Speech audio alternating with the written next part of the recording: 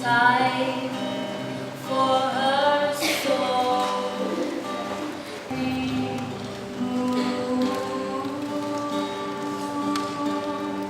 She glides through her fingers.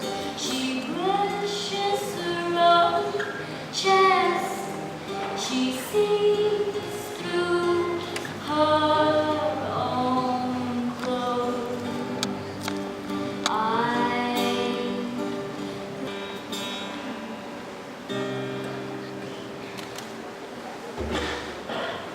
Bocah kesang di paut buka tuh, dikepaskan kaki dulu, breh jadi lautan. Dipautkan kuti kenca, dikepaskan kuti kenca, breh. Seperti terlihat, saya tidak berjilbab. Dalam banyak konteks dan ruang, kini saya seringkali mendapatkan diri saya sebagai minoritas. Dulu di tahun 80-an, seorang teman memutuskan berjilbab. Dan itu merupakan keputusan besar dan berat untuknya, oleh karena dia masih anak SMP. Ia menjadi sangat terlihat, walaupun dengan jilbab ia seharusnya tidak terlihat. Kini berjilbab adalah bagian dari cara berpakaian perempuan Indonesia yang semakin dominan dan menjadi komoditas yang sangat menjual. Bagaimana kesederhanaan berjilbab menjadi hasrat mengonsumsi yang sangat rakus. Silakan lihat laci kurungnya masing-masing, ada berapa warna di situ. Hijabi monolog adalah bagian dari refleksi kita tentang penubuhan perempuan. Bagaimana hijab menjadi representasi diri, menjadi penanda siapa kita atau siapa yang bukan kita. Dulu waktu saya kuliah tahun 80-an awal,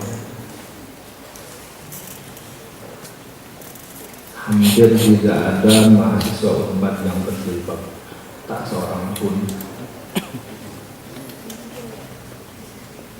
Akan tetapi isu jilbab sudah mulai menghangat terkait dengan peraturan Menteri Pendidikan dan Kebudayaan Daud Yusuf pada waktu itu yang melarang siswa berjilbab. Persoalan menjadi makin menghangat ketika ada kasus salah seorang siswi dari SMA 1 Bandung berjilbab, kemudian dikeluarkan dari sekolahnya. Ramailah.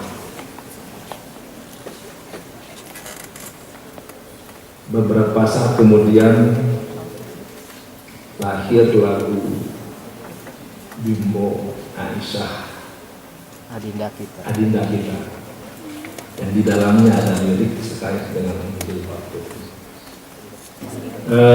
Saya atas nama pimpinan fakultas resmi membuka acara ini. Saya mengucapkan basmalah Bismillahirrahmanirrahim. Semoga acara ini menjadi berkah bagi kita semua.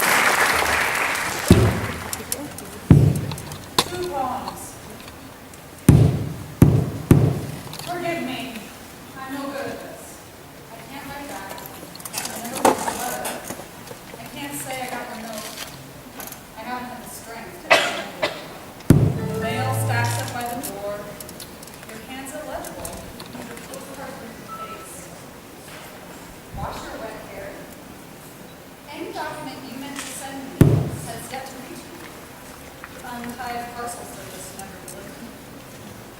I regret to say I'm unable to reply to your unexpressed desires. I didn't get the book you sent. By the way, my computer was stolen. Now I'm unable to process words. I suffer from aphasia. I just returned from Kenya and Korea. Didn't you get a card from me yet? What can I tell you? I forgot what I was going to say. I still can't find a pen that works, and then I wrote my pencil. You know how scarce paper is these days. I admit I have been recycling. I never have time to read the Times. I'm out of shopping bags to put the old museum. I didn't get to the market. I meant to put the coupons. I haven't read the mail yet. I can't get out the door to work, so I called in sick. I went to bed with writer's cramp. I couldn't get back to writing. I thought I'd pick up my reading. Then Oprah came on with a fabulous author plugging the best-selling.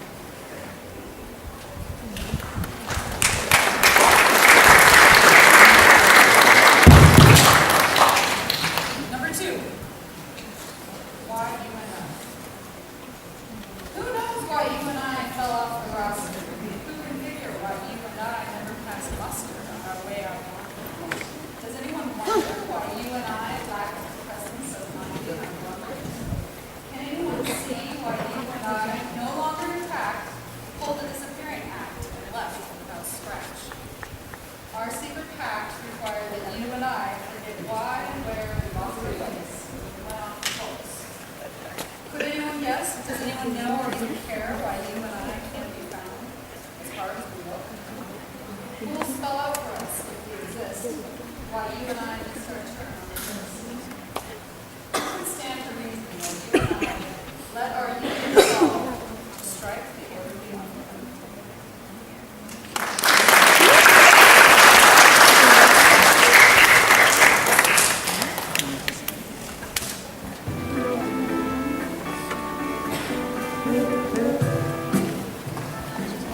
Namaku Brenda.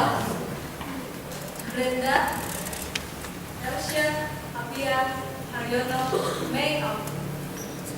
Aku keturunan Cina, Palembang, Manado, Jawa, dan Jepang. Tapi aku besar dan lahir di Jakarta, tepatnya di Tanjung Priok. Saat usiaku 14 tahun, kekasihku Bandung desa mengatakan, Tanjung Priok adalah tempat terbaik. Karena hanya itu yang dia tahu, hanya Tanjung Priok yang dia tahu. Ibu Bandung bernama Nyai. Dia adalah ratu Tanjung Priok. Karena hanya dia yang aku tahu bisa melewati kekelahian di jalanan dan membuat mereka yang bertengkar malu setengah mati. Kerja sama dia buat apa?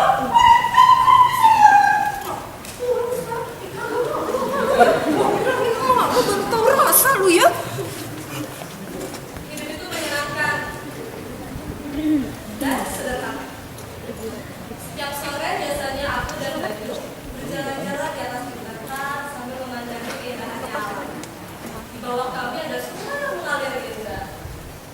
Tapi tunggu, saat aku sudah dewasa, aku tahu bahwa sungai dan jembatan yang indah mengalir di bawah kami adalah sebuah tanggul yang aku banjir.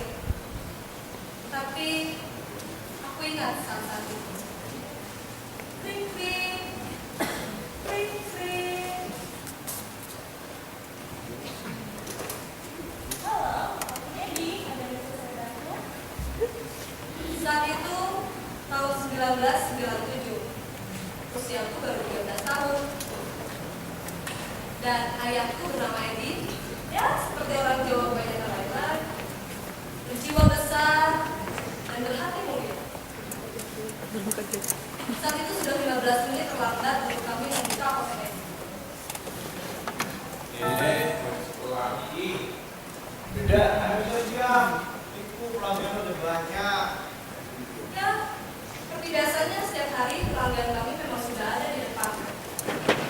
Dan ayahku bilang, Udah, kalau kami gini bagus. Nanti kita Buka rame, banyak pelanggan. Kring kring, kring kring. Halo, Apotek Edi. Ada yang bisa saya bantu? Itu tugasku, menjawab telepon yang masuk dan menunggu kalau ada pelanggan yang datang. Aku adalah anak sulung perempuan dari 3 bersaudara di keluarga kami. Pak, Yo, aku mau nanya dulu. gue cepetan. Aku suka kamar mandimu karena hanya itu ruangan yang dapat ditulis.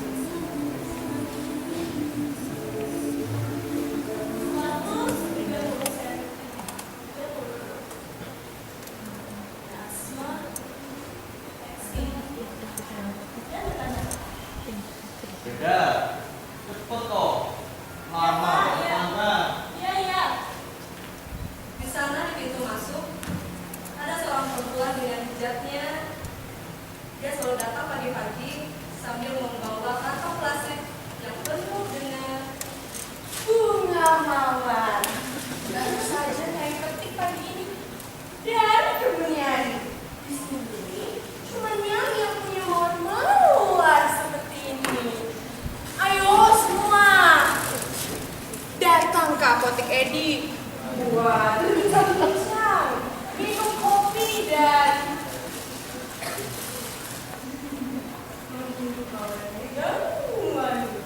Edi, Mau kok nyanyi? Edi. Nyai bawakan wangi paling wangi. Wangi tenang nyanyi. Iya. Nih buat gantinya Nyai minta obat dan Siap nyanyi, obat darah tinggi.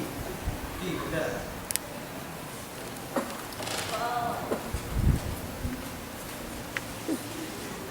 Beberapa hari kemudian, saat aku sedang berjalan-jalan di pinggir pantai, aku mendengar, "Hei! Anaknya Pak dia?" "Iya, Nek." "Ih, kamu pasti kesini pengen ini dia. Nonton acara ini nih, acara mungkin tahunan." "Iya, Nek." Nih, kalau orang sini, asli sini, tiap tahun pasti datang ke sini. Iya, kalau kamu aslinya dari mana? Mamaku keturunan Palembang, Cina, dan Manado. Kalau papaku dari Jawa dan Jepang nih.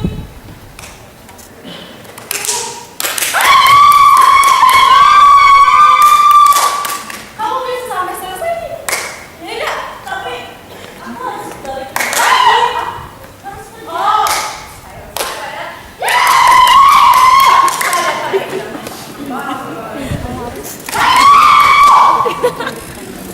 Para peserta mulai berdatangan dan aku melihat seorang lelaki dengan tubuh tinggi, kulitnya kecoklatan, dan saat dia membalikan wajahnya, aku melihat kedua matanya.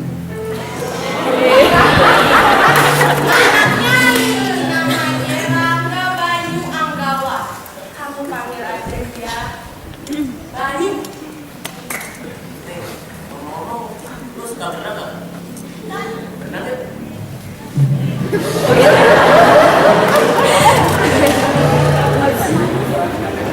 beberapa bulan kemudian, air asin menyembuhkan eksimku dan berenang menyembuhkan asmaku dan aku menjadi lebih semakin terus. Saat itu ulang tahun Bayu ke-14. Aku dan dia berencana berjalan-jalan di pinggir pantai dan berenang lagi.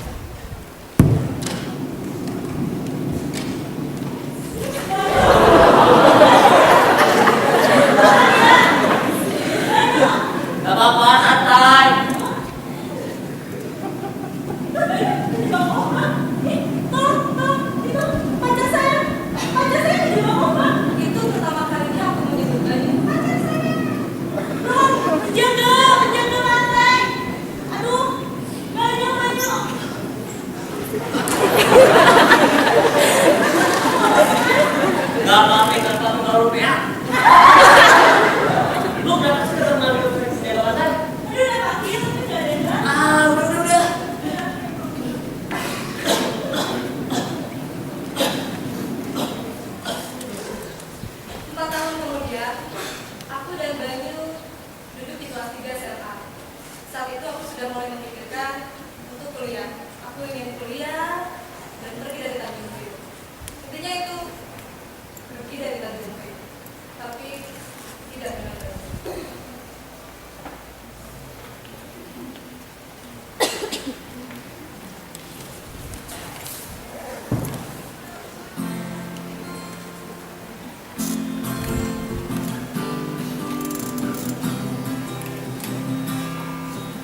Hidup bagaikan air dan api. Hidup bagaikan air dan api. Bilang air. Air. Aku banyu. Tidak. Bilang. Aku ingin segelas air. Ih, lu banyak nanya dah. Mending gua ambil air gua aja sendiri. Gua banyak. Kamu tuh kayak gitu terus ya? Kalau kamu nggak belajar bahasa Indonesia yang baik dan benar, kamu tuh malah lulus. Jangan ya, Neng. Beberapa orang butuh orang lain buat lulus. Lah gua lulus dengan cara gua sendiri.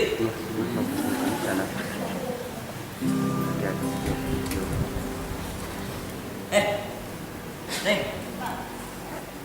Kulit lu kok putih? Kagak itu putih. Ini doang. Iya itu putih. Iya, terus kenapa? Jangan-jangan lu siluman gue yang putih. Tapi Neng, nih serius nih ya. Lagian lu kenapa dah ngomong pendidikan adalah bla bla bla, kuliah adalah bla bla bla. Lu kagak peduli apa sama orang Tanjung Priok? Peduli. Siapa juga yang peduli sama tempat ini? Aku tuh mau keluar dari tempat ini. Aku mau kuliah. Hah? Kuliah? Lu pikir lu siapa? Kamu nggak dengar aku mau kuliah pokoknya. Kagak. Gua udah bilang sama semua orang di sini bahwa kita bakalan kawin. Kawin. Kamu tuh ya ngomonginnya itu terus. Nih ya Banyu, meskipun aku orang Tanjung Priok nih, tapi aku tuh mau jadi cita-cita. Aku mau keluar dari sini. Aku mau kuliah. Kagak, lu kagak boleh kuliah. Lu harus tinggal di sini. Kagak, lu harus hidup bahagia di sini sama gua. Kalau gitu kita Lah, kok putus, Neng? akhirnya aku kuliah. Aku pergi dari Tanjung Priok dan mendapatkan beasiswa. Tapi intinya aku kuliah.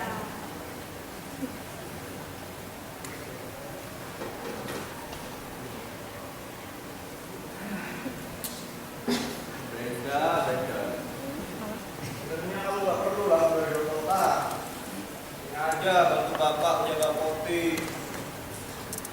Tapi yang mau gimana lagi? Yang udah terlanjur kuliah. Pokoknya ingat pesan bapak. Kamu jangan belajar pinter-pinter. Jangan kayak mereka ini. Soalnya nanti gak ada yang mau nikahin kamu. Susah kawinnya. Tuh apa? Iya. Udah nih. Benar. Ya.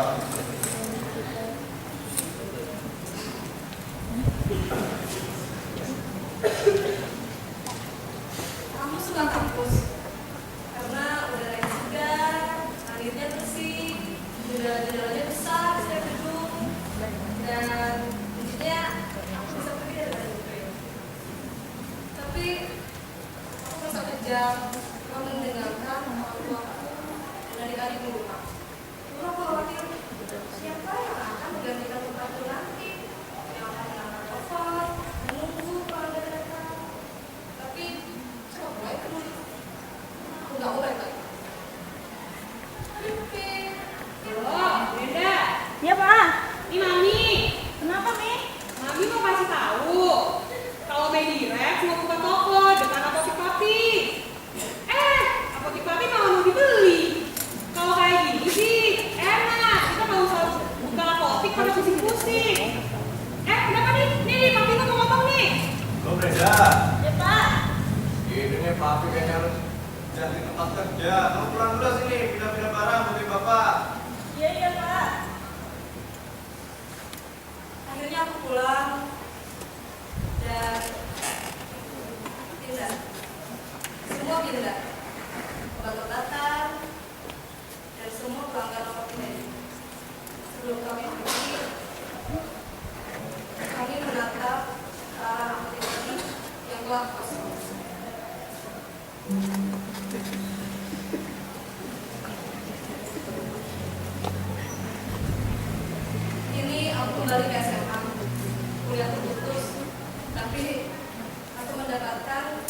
uang dan sertifikat khusus mengajar dari Tanjung Priok karena tidak ada yang mau mengajar lagi sama. Saya Brenda Alfi. Tapi panggil saja saya Brenda. Seperti yang kita semua tahu, ini adalah kelas 12 siang. Kelasnya baik. Tapi gak usah basa-basi. Saya juga tahu kalian ini bukan para pecundang dan kalian juga bukan orang-orang bodoh. Kalian hanya para pemalas. Kalian kenapa saya tahu? Karena saya juga sama seperti kalian. Usia saya nggak beda jauh dari kalian. Saya juga tinggal di Tanjung Priok. Ayah saya dulu bekerja untuk menafkahi keluarga. Tapi semuanya hancur oleh orang yang jual harta. Sekarang saya tinggal bersama seorang perempuan Aceh yang juga diperkosa oleh sistem kapitalis yang sama. Oleh orang-orang jahat yang punya kuasa injak-injak orang di bawahnya. Sama seperti mereka yang udah hancurin hidup keluarga saya. Tapi sudahlah, gak penting dibahas hidup keluarga saya. Malah cukup sampai di sini. Terima kasih.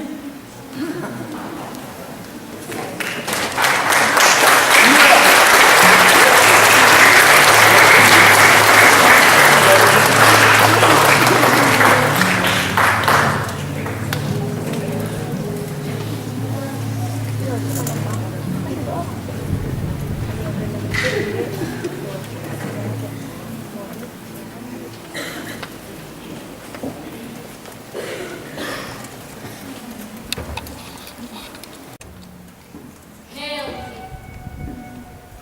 so thou art. The time is free. I see the compass with thy that speak my salutation in your mind. Voices I desire, aloud with mine. Hail, Father.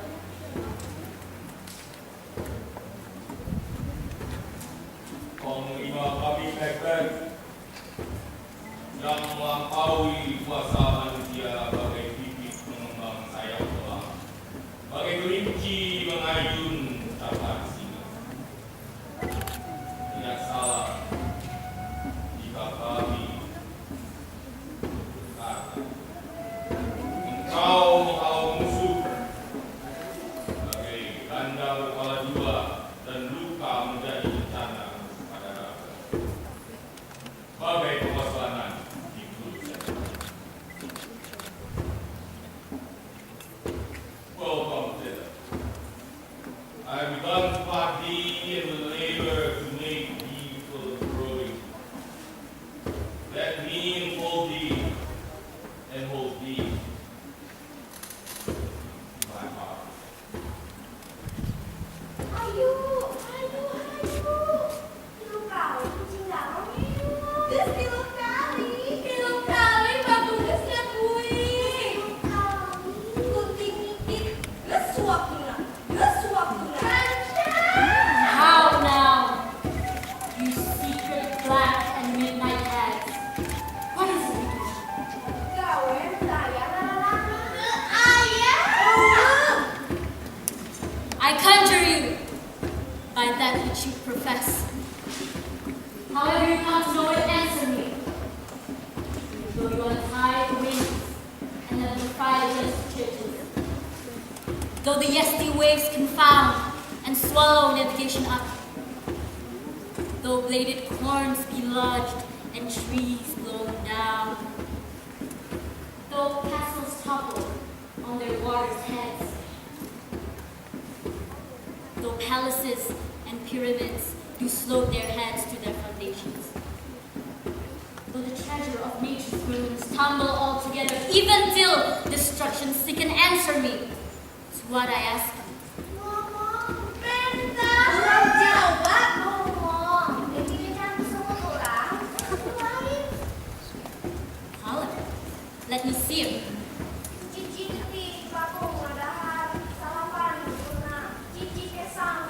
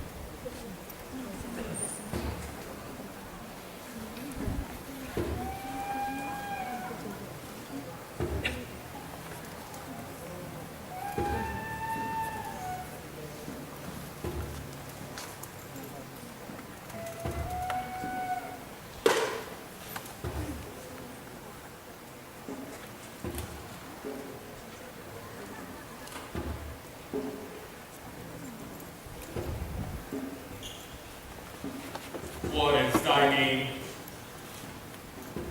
Thou be afraid. No. Though thou callest thyself with a name hotter than any's in hell. My name's Macbeth. The devil himself could not pronounce a title so more hateful. No. No more fearful.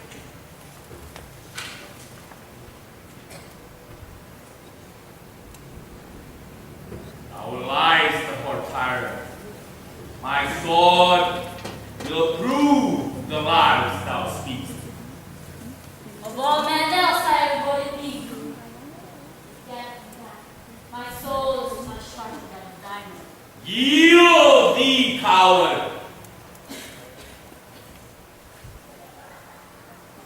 Yield! I shall make thee live to be the gaze and show of the time. Hail King, for so thou art. Time is free. I see thee compassed with thy promised will, that speak my salutation in their minds, whose voices I desire loud in mine.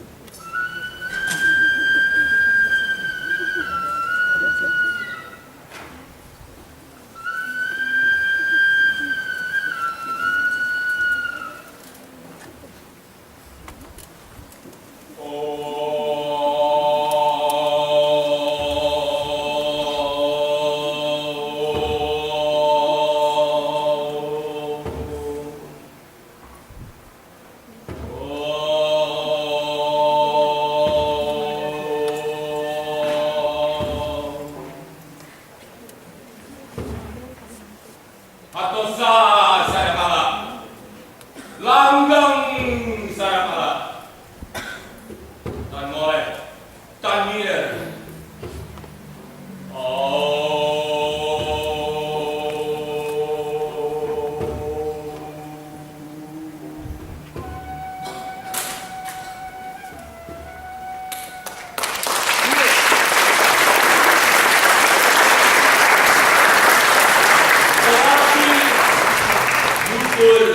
Carining, carita, push.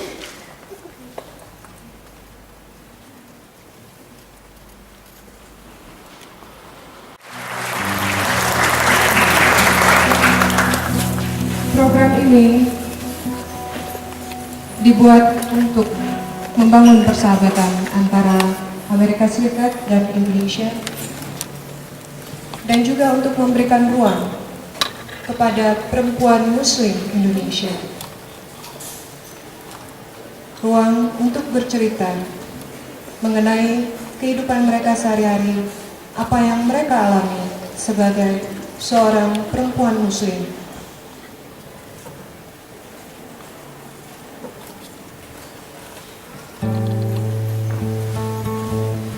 Hijabi monolog tidak bercerita tentang hijab. Seorang perempuan Muslim memutuskan apakah memakai hijab atau tidak memakai hijab bukanlah menjadi pokok dalam monolog ini.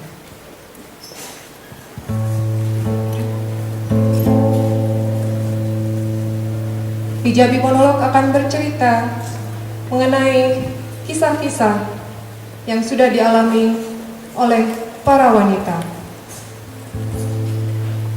Terimalah Hijabi Monolog Indonesia.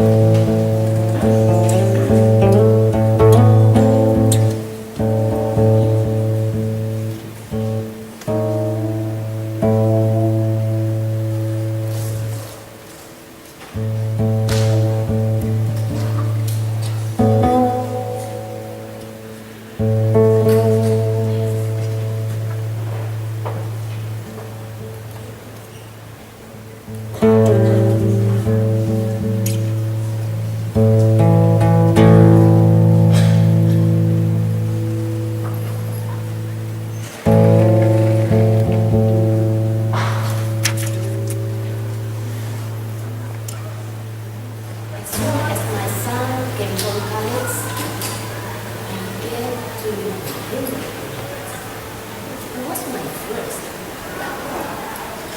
Every mother knows what it's like for kids.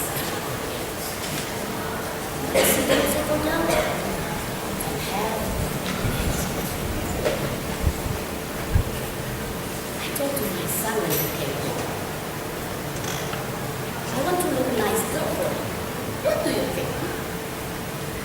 He told me, it's a waste of time, Mom. I don't have a job. I don't even know what I'm doing with my life. We have another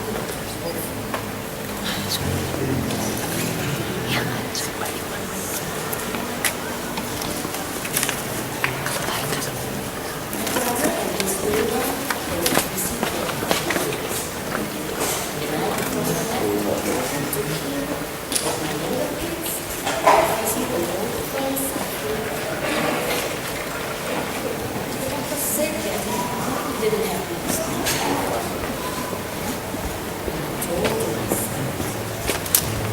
We are going to visit to the island. Dinner on the table. You will not go out before it inside.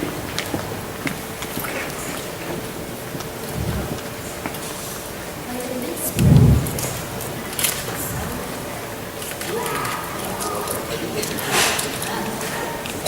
what am I supposed to tell my new sister-in-law? What is he going to do?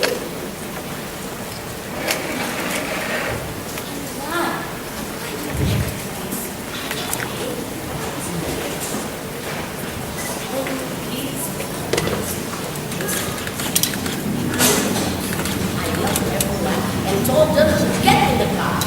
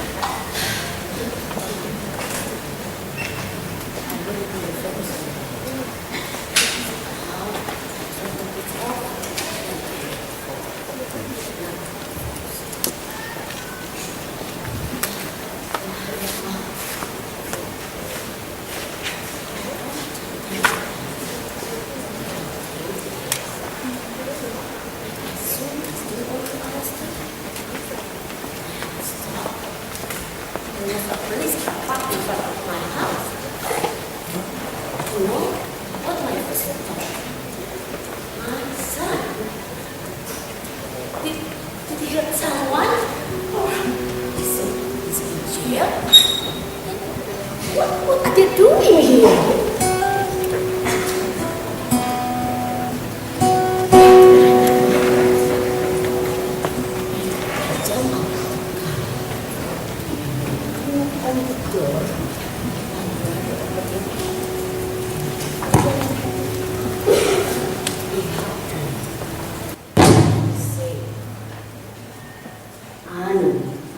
Whatever happens, whatever they told you, pray to God.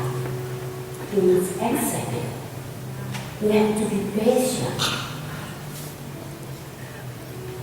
Saifu, let me inside. Where is my son? And when I walk in, I see my niece, my new sister-in-law, and 2 police officers sitting in our living room. My husband still at work. They asked me to have a seat, but I won't.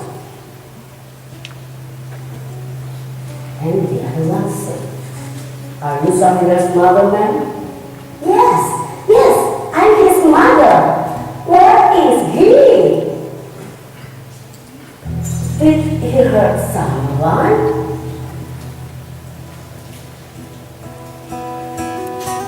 They looked at each other. They were so kind, soft-spoken, and very well trained. They were waiting for one of the parents came home before they could say anything. The older one said, "Ma'am, your son is in the hospital." Is in the hospital.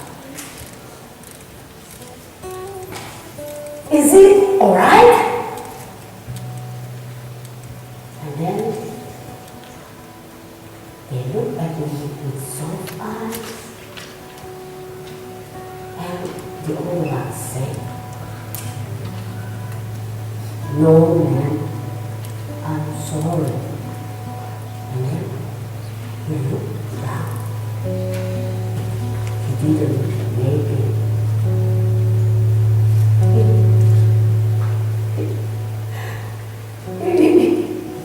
He didn't make it.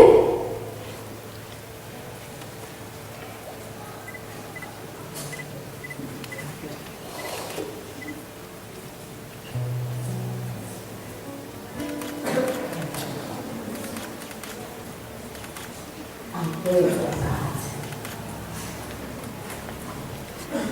I don't remember the entire month very well, but it was the month that the little fruits spread his hand with fruits for the first and the last time. My daughters tell me there are so many and hundreds of guests. Not a day went by that the house was not overflowing with people. Not a day went by that there was not a feast.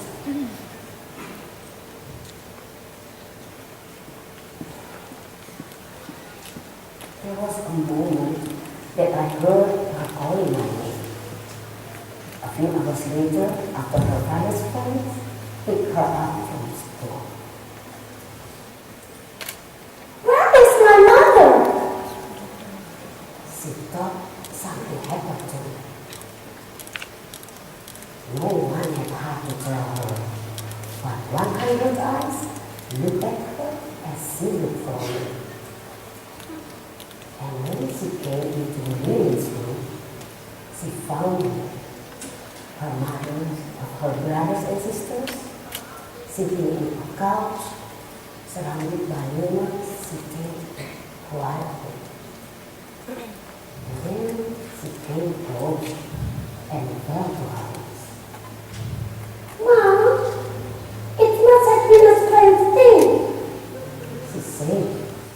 And I said to her, "Today is a good day."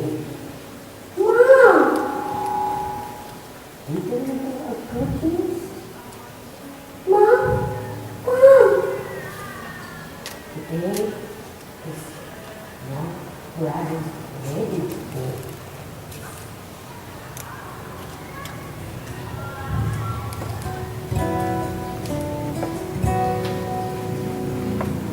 I don't remember the entire month very well. By the end, all the little fruits was gone. I always told to my children, do not ever let kids leave before eating something. And it did. I told them, God has laid out a feast for your brother's wedding.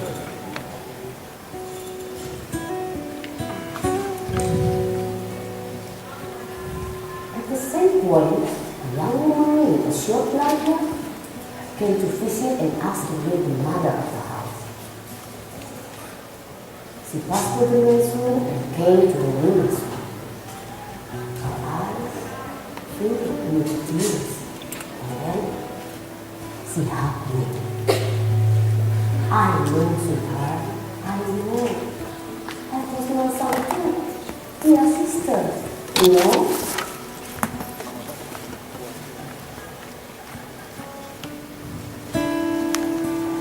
I don't know who played him, but I heard there were hundreds and hundreds of guests. So many of guests came to the mass. There was so much food. Mass was sent to the mass with the men.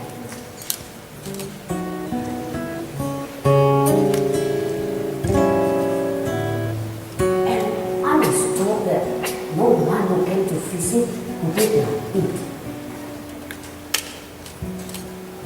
You know, how about to place so to pick food off the ground? My son was like that.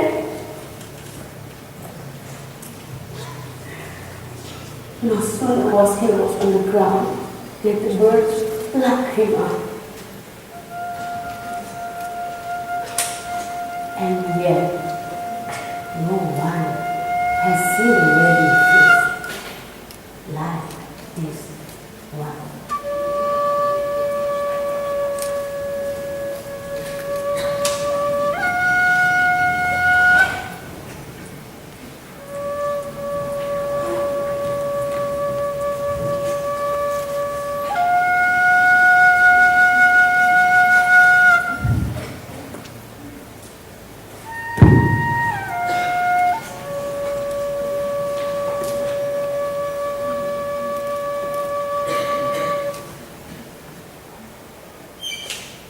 All kinds of nocturnal activities take place in Pundit nightclub can instantly become awkward with a guest.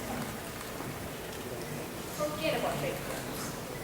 Take this one chess lounge that I walk into with my husband. All eyes were instantly on me.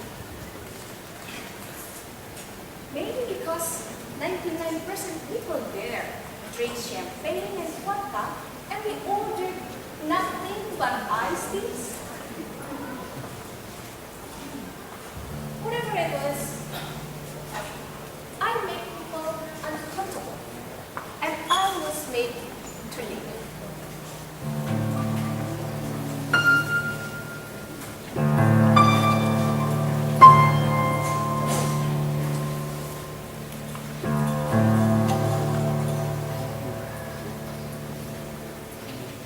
Another time, my friend held this costume party at a hip underground pub. I've always loved the idea of dressing up as crazy characters, but somehow a costume party are rare in my town. So naturally, I was excited for this party and determined not to get kicked out of this club. However, I was stunned in finding an original yet hijab-friendly costume that didn't reveal I was a hijabi. I definitely didn't want to go there without one and again be the oddball.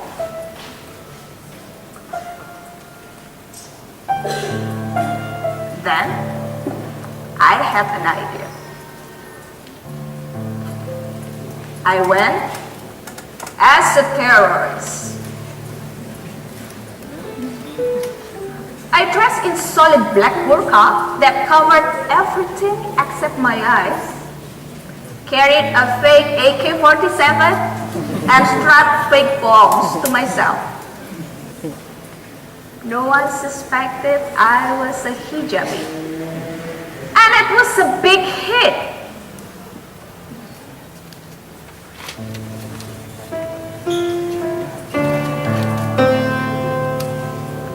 Another hijabi friend of mine, Mrs. Music lounges so much. She creates once she gets one at her house, complete with home sound system, dim lighting, and halal drinks. We have grape juices, and chat, and sort of dance with each other. This says this girl lazy time. I want I need you. This says this girl lazy time. I need you. I need you now. Da da da da da ba ba ba ba ba ba.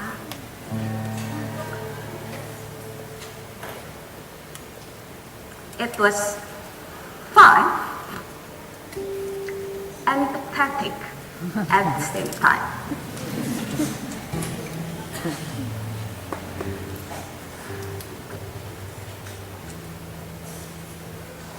Still another time, I was on an assignment to cover an event at a popular nightclub. I used to work for a lifestyle magazine, and part of my job was to cover various happenings around town. So, there I was, in front of the club's door, ready to enter, ready to do my job, when the bouncer stopped me.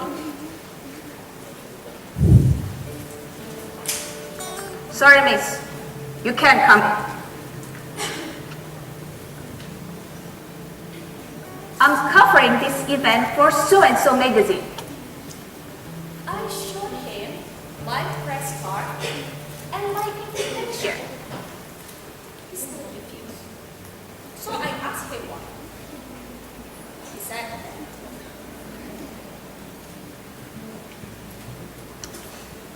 well, you're not following the dress code.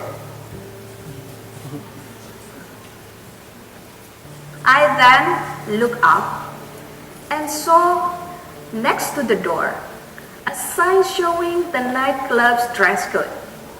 It said, no shorts, no flip-flop, and no weapons.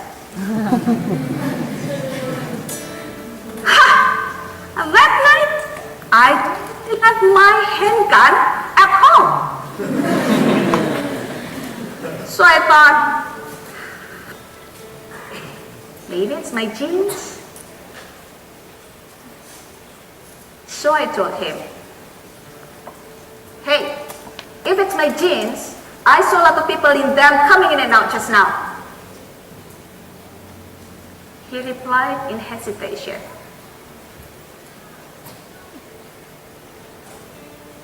well, it's not the jeans.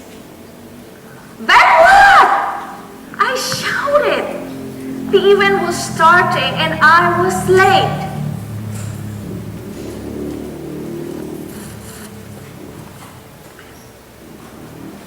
Well, miss, you do know we serve alcohol inside.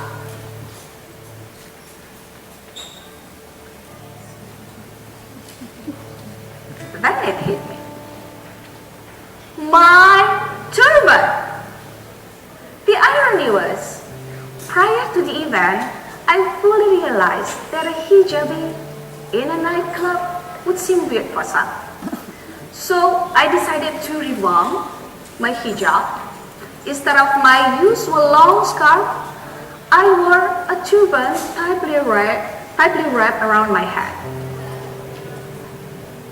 I was pretty sure people could hardly tell I was a hijabi.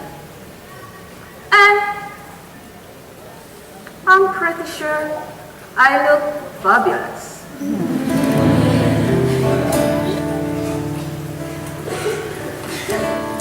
But the bouncer could tell. He apparently knew hijabi fashion quite well, and that the turban style had gone vogue. And apparently, even with my stylish turban, I was still the odd one in the sea of miniskirts. And so, he persistently declined. Although, I was there for work and not breaking any law. Well, unless you count fabulousness as a crime.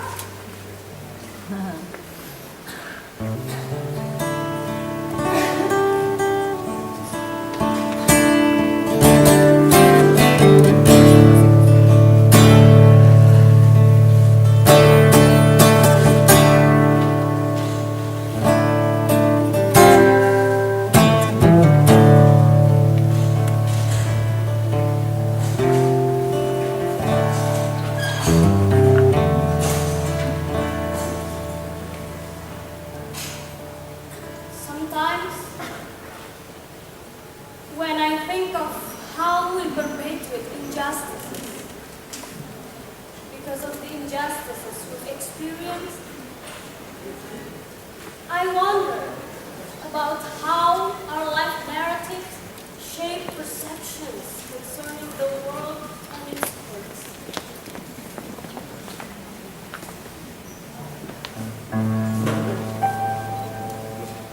And sometimes I wonder about the people we love entirely without entirely knowing them because of those we've met in our past who have shown us small and great kindnesses.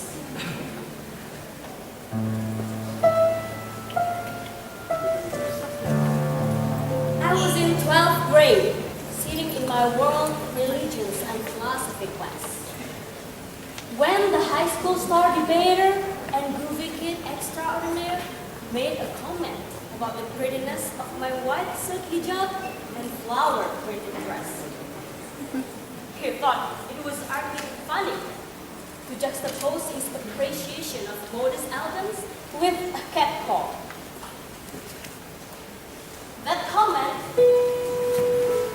led to a discussion with other students about religious beliefs, which led to a discussion about Islam and dating and arranged marriages, which led to a discussion about Sahar's wishes not to be touched by a guy unrelated to her unless she was falling off a cliff, or needed something less drastic but life-saving like CPR or Heimlich maneuver. And somehow, that discussion led James, the tall, short brown hair, anti-establishment kid sitting in a nearby desk, to come to the conclusion that he would, from that moment forth, be my hijab protector. We vowed to deflect all the males who would attempt to approach me within 30 feet radius. To tell the truth, after I laughed imagining a tall white kid wearing a cape with a big HV on it, trying to intimidate the evil males of the world, I was flattered. Later that week, as I was crossing the courtyard on the way to class, my friend Logan ran across the grass like a madman and suddenly gave me a bear hug and look. Sahar, you look like strawberry sherbet! I was wearing a peachish-colored Moroccan jilbab, the type with a hoodie. My mom bought it for me during the previous summer in Mecca. The store owner, who managed to give a name to every jilbab I touched, told Mom it was the springtime for Sahar jilbab, as opposed to the King Abdulaziz jilbab or the I wanna marry you jilbab. I managed to avoid wearing it until Mom found it in the back of my closet like a peach in it. Totally not expecting Logan's reaction, I froze, sort of embarrassed, thinking, what the hell is going on? I don't know what look I had on my face, but Logan's best buddy, RJ, a fellow water polo teammate and punk rock band member who did not smoke, sniff, drink, had a crush on the same Asian girl, also dreamt of med school and Berkeley. He looked at me and then looked at Logan and said, Logan, I don't think you're supposed to do that. Huh? What? You're not supposed to touch her. Huh? Oh, so hard? Is that true? Man, you gotta let me know about this thing.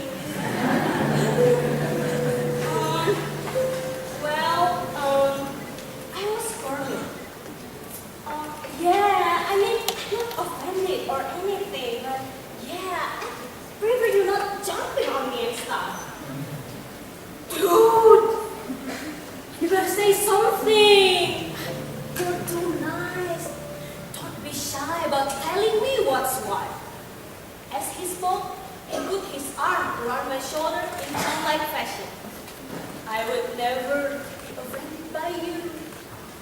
However, receptive RJ again came to the rescue. Logan! Oh! Oh, Sahar! Man, I touched you again! Sahar! You're too nice! Punch me or something! And again, he patted my shoulder. I'm so sorry, Sahar. RJ gave Logan a look. Oh, Sahar, man! I touched you again. Sorry, Sahar. I'm so sorry, Sahar. I was laughing because of his sincere repentance, concern, and simultaneous clumsiness. Listen, Sahar, from now on, fear no more. I'll be your hijab protector, guarding you from the advances of the male population. So I thought for a second at the conclusion he came to. But Logan, I believe you will have to talk this out with James. He's already playing that role. James, that fool, he doesn't have what it takes. I'm your true hijab protector. So I thought, okay, I won't burst anyone's bubble. Let them fight it out during lunchtime. I also thought, silly boys, they won't take this seriously. Until one day. I was walking to calculus with my friend Amanda, a cute brunette soccer player, aspiring to be an engineer and composer. When Vito, a member of the National Honor Society, tapped my shoulder, he pleaded with me as the secretary that I give him a mercy to accept his hours, although the deadline for turning in service hours already passed. I told him not to worry. His hours would be accepted. And Vito happily skipped away, knowing he would get to wear service on graduation. Later that day, I walked out to find a ring of 4 students waiting outside my station. So I said, hey guys, what's up? What are you all doing here? In a very, we are hijab protectors to the rescue tone. Who touched you? We heard about it. I had no idea what they were referring to. What are you talking about? Who touched you? Amanda told us. Do you want us to break his fingers? Now, to understand the humor in this scene, please imagine a ring of slightly nerdy guys of different heights. Some with funny-looking glasses, one Colombian, the the only black guy I know with freckles and speedometer painted his dashboard with whiteout, and all with huge book bags filled with calculus, European history, and biology textbooks. What are you talking about? Amanda reported to us that some guy tapped you on the shoulder, man. Oh, that. By this time, I realized they were talking about you. Poor kid. Yeah, but listen, it's no problem. It's not really necessary that you pick him up or something. Really? We can cover his eyes so he doesn't know who's hitting him. No, really. Let him go this time. But thanks for offering. Maybe next time. You sure? We could just threaten him. I'm sure. I'm positive. And that was the end of that. I will never forget them as fitting gifts. When I just had lost an older brother. When I stood out because of how I played, dressed, and ate. When how one looked often determined whether the cool kids drew one into their circle or made one's life teenage hell. I will never forget when one freshman thought he was strict for mocking me. But I was able to calmly look at him, eyebrows raised, smiling, because I was confident that at least one person from the group of friends with whom I was playing hacky sack would kick a hacky sack at his face. And my heart would break, having known that. To know that someone not having the same life narrative would want to harm them because of an accident of birth, call it nationality, color, or creed, rather than want in their most secret prayers, light on their path, and the best of divine gifts, knowing God of humanity had used them as protectors of a Muslim.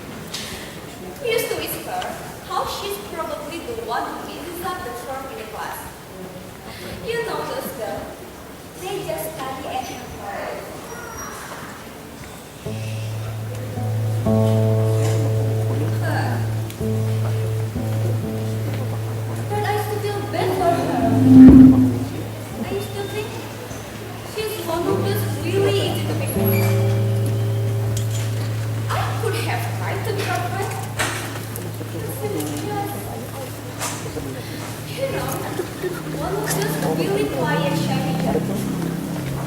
I still feel free. But I told myself, just ready for it.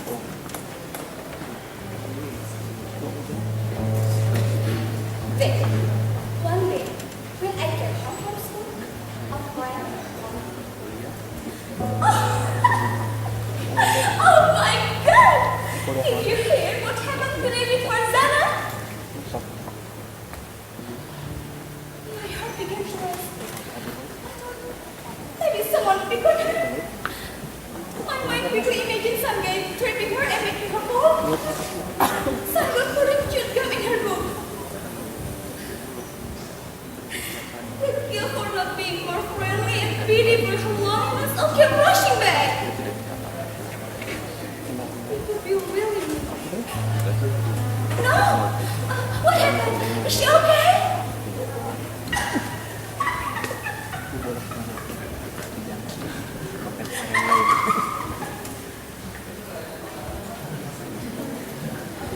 My friend started to laugh. Actually, I think she might have that a lot. Hey! What's wrong with you? Is she okay? Farzana is totally okay. I think. Actually, she's my hero. I think the juicy beat up is still feeling it.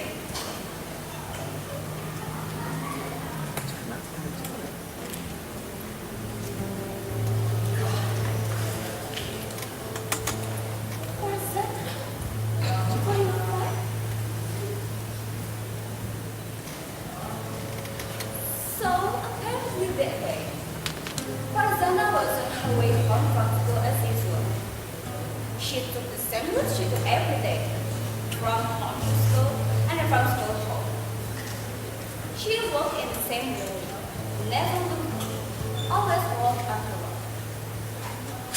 On that road, it's a small store a lot of us pass. In front of this, usually stand a big, tall, young man who hisses and makes comment at passerby. It's legal, but it's illegal.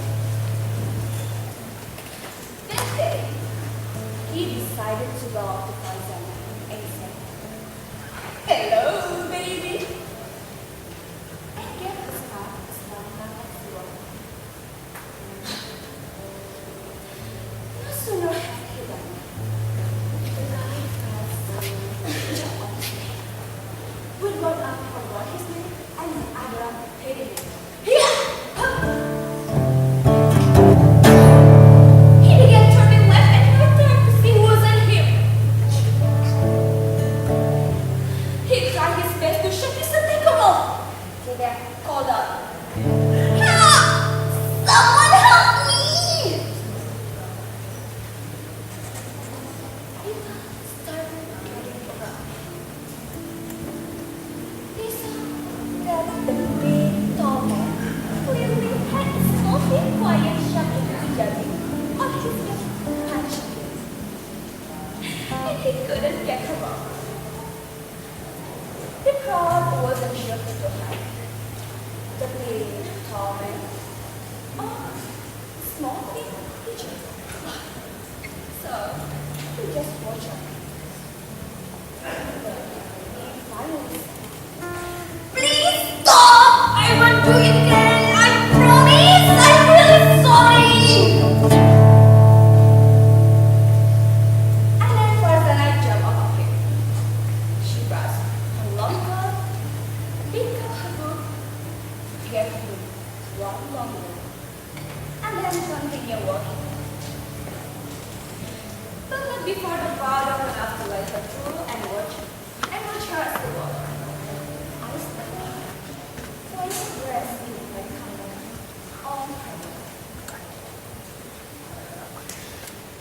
Just to reiterate, this is not my story, but another hijabi story. I thought I should tell it for her because I don't think she knows.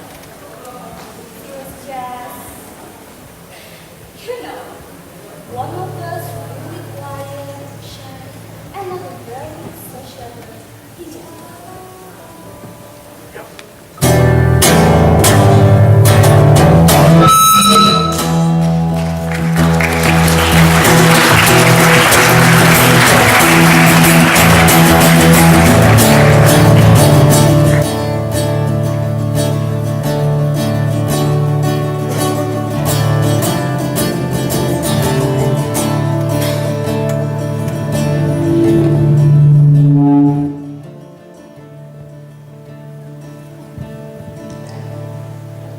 Dan itulah tadi Hijabe Monolog Indonesia.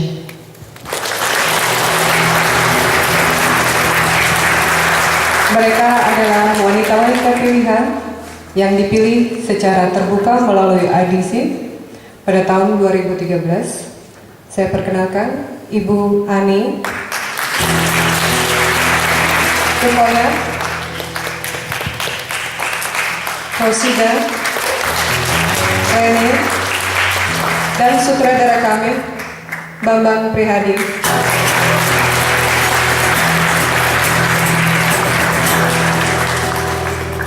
Sampai jumpa di lain kali. Terima kasih.